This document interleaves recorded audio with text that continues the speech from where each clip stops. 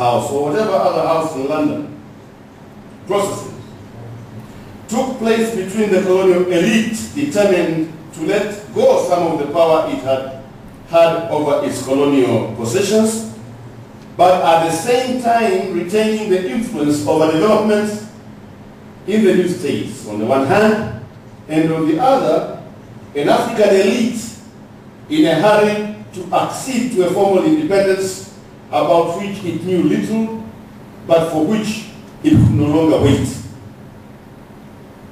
This was the time when the British government under Harold Macmillan had taken stock of the momentous changes that had followed the Second World War and had recognized the inevitability of some form of independence for the colonies, which would nevertheless allow the erstwhile colonial masters to retain a measure of influence over developments in their former possessions.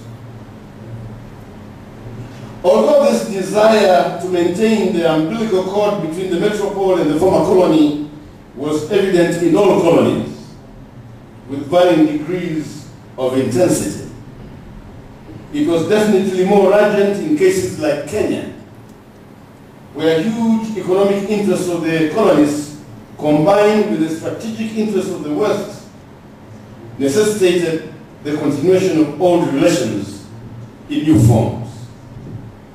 This was at a time when people like Kwame Nkrumah were already sounding the alarm concerning a new phase of domination, neo-colonialism, wherein the old colonial masters would seek to perpetuate their stranglehold on our countries without necessarily taking any responsibility for them before the world community. It was also at a time when nationalist movements and leaders who had shown themselves to be intractable had to be brutally put in their place. The Mau Mau revolt in Kenya was such a movement, and we all know the fate that were reserved for troublemakers such as Dedan Kimathi and other fighters. Elsewhere, similar fates were visited on movements and leaders who were adjudged to be incompatible with the emerging neo-colonial order, such as Patrice Lumumba in the Congo, and Felix Mumie of Cameroon, and many other such patriots on the African continent. Independence was not meant to bring freedom for the colonial subjects, but rather it was the continuation of old relations in new forms, replacing the white masters with black ones, but keeping intact the relationship between the governors and the governed, and indeed in many cases those who really fought for independence were, if they were not killed, sidelined, while former collaborators, informers, and other assorted traitors were made leaders, quote unquote. Marlborough and Lancaster imposed on our countries constitutions that were tailored to the interests of the departing but not leaving colonial masters, designed to secure their vital interests, whether it was in land ownership for the residual whites in our midst, or geographic considerations within the context of the Cold War. This was a carefully managed transition, with all the trappings, including institutions and constitutions and other legal instruments, designed to make us feel Westminster-ish. That independence, we were even left in the case of babysitters, who continued with the unfinished business of tutoring Africans in matters of governance. In a move that did not lack some irony, people such as Richard Turnbull and Ernest Vasse, who had been involved in the infamy that was the emergency in Kenya, were sent across the border to Tanganyika to chaperone that country to independence. The former, the last governor, and the latter staying on even after independence as Minister of Finance. These were considered to be progressive colonial masters, which armed forces are still in the region, under one guise or another.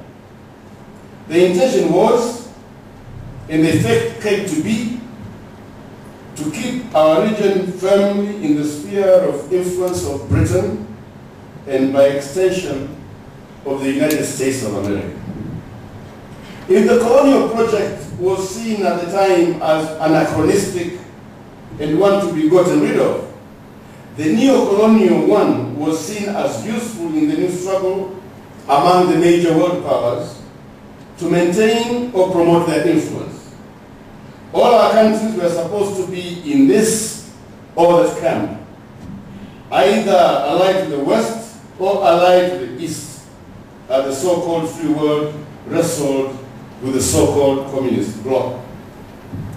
This ideological divide became a useful tool in the hands of African dictators, who could play off one major power against another, getting economic aid from here, military support from there, and bullying and buying impunity with which they rode roughshod of their nations and peoples, outlawing any dissension, incarcerating or killing their opponents, and crafting constitutional and legal regimes that concentrated all powers in one big man and his acolytes.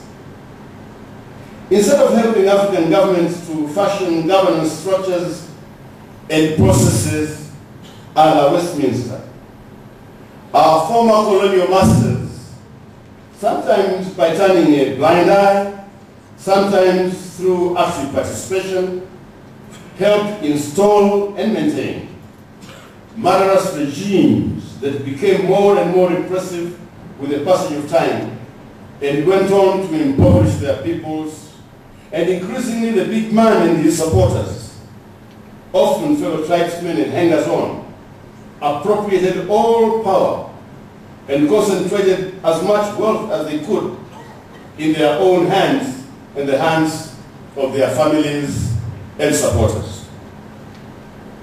Every constitutional amendment, often through piecemeal, disjointed tinkering, moved our countries farther away from even the little space that had been accepted at Marlborough and Lancaster, entrenching one-man dictatorial rule and thwarting any move to open up political space to the masses' participation in their own governance processes. It would be all too easy to blame the erstwhile colonial masters for the way they cobbled together the independence agreements without regard for the dislocation they had caused to our societies and peoples. Theirs, after all, was not a philanthropic mission.